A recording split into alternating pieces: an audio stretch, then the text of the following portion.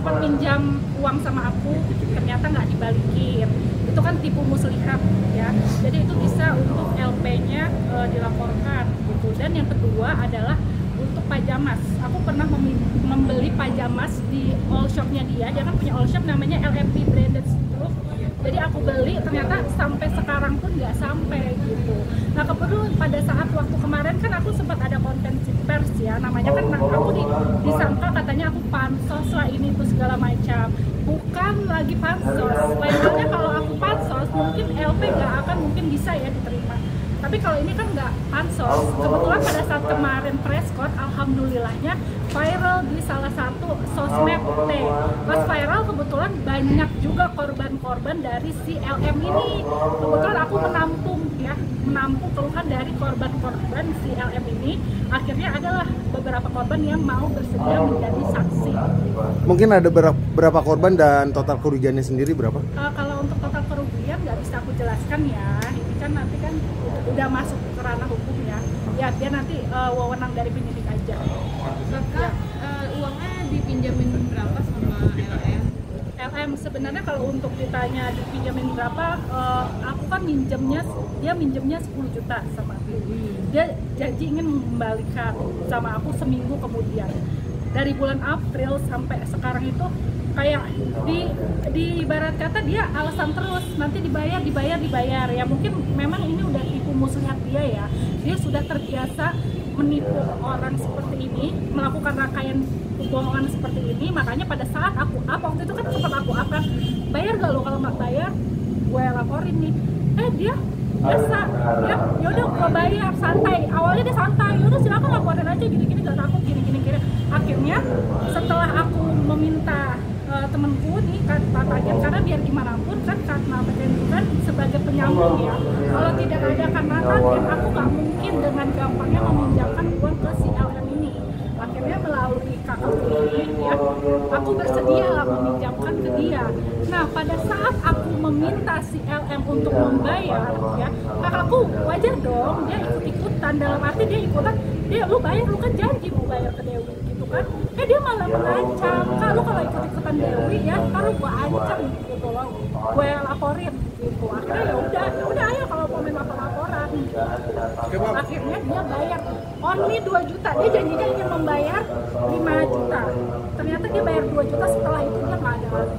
Ada perjanjian nggak sih Kak waktu minjam itu? Dia waktu minjam tuh ngomongnya apa? Buat apa? Nah kalau untuk pinjam itu, dia saat itu sama aku bilang dalam keadaan terdesak. Kalau untuk dia bilang untuk apa? Karena aku namanya dibilang terdesak butuh banget gitu. Jadi aku masih belum tahu, karena dia janjinya sama aku pada saat nanti dia selesai urusan, nanti dia bakalan cerita. Ternyata setelah aku pinjamkan, setelah ini dia nggak ada cerita apa-apa. Kenapa dia meminjam uang 10 juta itu? Di TF-nya ada nggak? Ada semuanya lengkap. Ini LP-nya Pasal yang disangkakan apa bang mungkin? Terus dia laporannya kapan? Laporannya itu sekitar 3 bulan lalu. Saya lupa tanggalnya. Itu ada 2 laporan ya. 2 laporan, pertama terhadap 3778 keduanya, sampai yang saat itu pinjaman pribadi. Yang kedua itu ada masalah pajamas. ini masih jadi sudah dibuat LP-nya sebelumnya. Iya. Jadi ceritanya begini loh. Kan waktu itu tanggal 2 Juli sempat kan kita kan somasi itu kan kita kan itu alat kawal, dikasih kesempatan 2 minggu habis itu tanggal 11 Juli kita somasi lagi.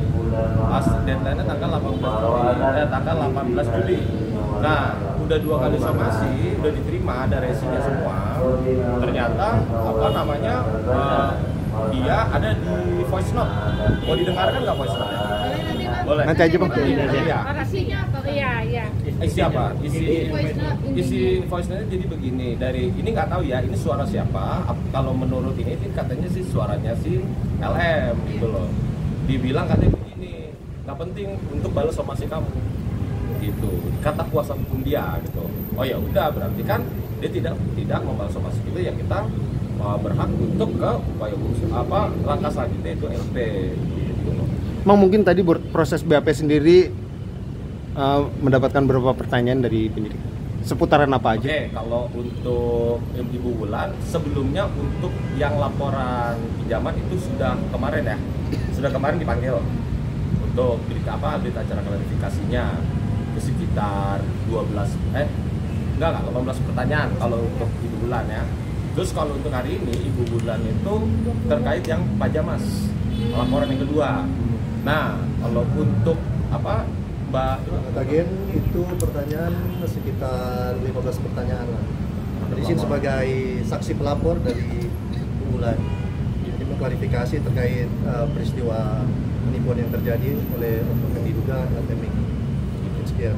Bang, sorry menegaskan lagi, jadi ada 2 LP, uang dan Pajamas. Iya. Kalau Pajamas ini kasusnya gimana nih? Kalau Pajamas ini ya dia saya Boleh bebas aja. aja. Kalau Pajamas sebenarnya kebetulan kan dia juga kan mempunyai katanya bisnis ya, LMP Branded Stock yang selama ini sama dia di-update di story Instagram.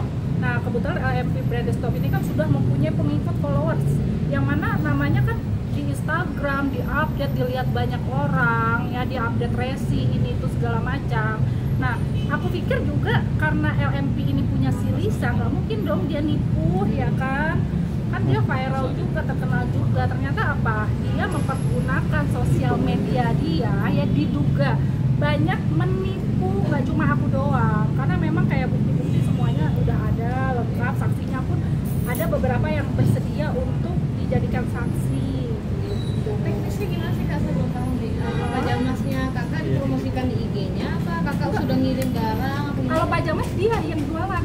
Dia kan mempunyai bisnis piyama ya, baju tidur. LMP Branded Stock itu bisnis piyama dia baju tidur, yang mana dia menjual baju tidur dengan brand yang memang udah high lah ya. Kebetulan aku suka tuh, kan aku suka beli baju tidur yang lucu-lucu. Nah, pada saat karena aku masih waktu itu follow Instagram sama dia, aku ngeliat lucu nih, suka. Aku membeli ke dia dan juga ke LMP, intinya berkaitan lah ya. Setelah aku membeli, aku transfer sama dia di total ya, lengkap kok semua bukti-bukti atas nama Lisa. Nah, nggak dikirim-kirim sampai sekarang gitu. Kalau total aku kerugian cuma 910. Harga Pajamas? Harga Pajamasnya aku beli 2 Pajamas, intinya total 910.000 ya. Kenapa aku ingin melaporkan? Bukan soal nominalnya, kembali lagi ya, karena pada saat aku press con kemarin, pada saat menangkap perihal somasi dia, ternyata banyak korban-korban yang lain yang meminta aku, Kak, aku ditipu. Kan aku namanya aku manusia ya, ngelihat orang ditipu, mungkin kalau aku dengan nominal segitu ya udahlah aku ikhlaskan. Tapi ini kan kasihan ya orang dengan dia capek-capek nyari uang ternyata ditipu, ya udah sekalian aja deh gitu. Kebetulan kan aku mendapatkan saksi korban juga kan, gak cuman lu beneran ditipu, enggak, semuanya ada bukti, KTP jelas, bukti transfer jelas, kronologis jelas, semuanya lengkap. Ada lagi? Mungkin total korban penegasan berapa? Untuk total korban gitu, kebetulan kan karena kita udah di ranah hukum ya. Kalau untuk saksi ada apa? kalau di sini Korban yang melapor ke kakak aja yang ngadu. yang Ya. yang ngadu kan, karena kan saya yang memfilter kan, takutnya kan nanti ada Ya, kan? apa nyusup atau apa kan, makanya mesti ada KTP dan lain-lain kan. Kalau untuk yang sudah menyerahkan KTP dan siap itu kan untuk yang di daerah PMJ Polda Metro Jaya, makanya kan saya cuma ngambil di sini 4 orang. Selebihnya di luar PMJ, berarti kan ada di luar kota kan. Itu mungkin total ada 10 yang sudah ke ini. Mungkin ratusan juta ada, Bang. Enggak ratusan juta. Ya mungkin puluhan juta. Sama penipuan. Sama Dan yang lain. itu untuk yang Pajamas ya. Kalau yang lain juga masih ada terkait pinjaman juga, tapi kan kita mesti fokus satu-satu. Aku pertama itu saksi kunci karena aku yang memperkenalkan Dewi sama Lisa, karena aku yang pertama kenal. Terus tadi hari ini Menghadiri undangan klarifikasi. Jadi sebagai saksi atas peristiwa yang diduga oknum LM ini. Jadi sebagai saksi diperkenalkan dari LM ke Dewi selaku pelapor. jadi Di BAP sekitar 15 pertanyaan. karena di sini aku pakai kuasa hukum juga karena Lisa sudah mengarah Jadi ada pengacaman. ada narasi-narasi yang kita duga yang menyerang pribadi klien kami sendiri lah. Mungkin bisa ditegaskan pengancamannya seperti apa? Undang-undang UTE maksudnya karena aku ikut campur ranahnya yang menjadi Dewi itu Dewi dan Lisa gitu. Ya di sini aku merasa kayak dia udah ke pribadi aku ya gitu. Terus jadi ya aku mulai pakai kuasa hukum aku juga buat supaya nantinya nggak blunder gitu. Ancaman lewat WhatsApp atau Voice note, ada voice note-nya nanti dikumpulin ke layar aku. Nyesel kakak kenalin Banget, nyeselnya karena ya ampun kenapa kok bisa jadi karena kayak gini, karena aku nggak duga banget karena ya kita tahu semua ya dia lagi banyak kerjaan, lagi viral juga, nggak mungkin kan dia nggak bisa bayar 10 juta gitu, tapi akhirnya jadinya panjang kayak gini dan malah dia nantang, nggak ada minta maaf, akhirnya ya udah dia bilang laporin aja, dia nantangin kayak gitu, ya udah kita selesain di hukum aja. Akan membuka pintu damai jika haknya dikembalikan? Aku serahin gitu. Kalau aku jujur ya, kalau untuk damai gimana ya, namanya juga aku udah LP ya. Kalau aku damai udah ya kemana aja, kemana gitu kan, udah di somasi pertama, somasi kedua kan kata dia nggak takut sama Dewi Codot. Katanya kalau misalnya berurusan sama Dewi Codot ya, itu dia downgrade karena dia lebih seneng berkasus sama RK. Ya udah nggak apa-apa, kalau aku sih, aku intinya ya kalau untuk memaafkan aku sudah, tapi kalau untuk berdamai tidak bisa. Kayak gitu sih ya, semoga aja dengan adanya pelaporan ini jadi satu efek jerah, kedua juga untuk kedepannya nggak ada lagi yang Ditipu sama dia. Iya, dugaan ditipu Dan korban-korbannya. segera bertobat gitu, karena kan kasusnya banyak banget ya, mungkin kalau cuma satu kasus oke lah, ini banyak banget kan kasusnya, maksudnya dia kan seorang ibu, biar bertobat gitu, kasihan gitu loh anaknya, gimana sih. Dan dia kan nggak mau ngerespon ya, jadi ya udah biar nanti yang panggil dari pihak lawyer Malaysia juga gitu, katanya kan dia nggak mau ngerespon kita, katanya kita dibilang Pasos tapi ini pure murni karena memang masalah ya uang segitu lumayan ya, kalian tahu ya cari uang segitu nggak kecil buat Dewi juga, atau misalnya ibaratnya ada etikat baiknya, bahkan ada beberapa pajamas yang belum dikirim kan, itu menjadi, karena aku pernah jadi brand ambassadornya juga gitu, bukan brand ambassador, sorry, pernah promosiin juga, jadi banyak yang ngadu juga ke aku, kak aku belum dikirim, nah itu yang aku jadi beban moral juga sih.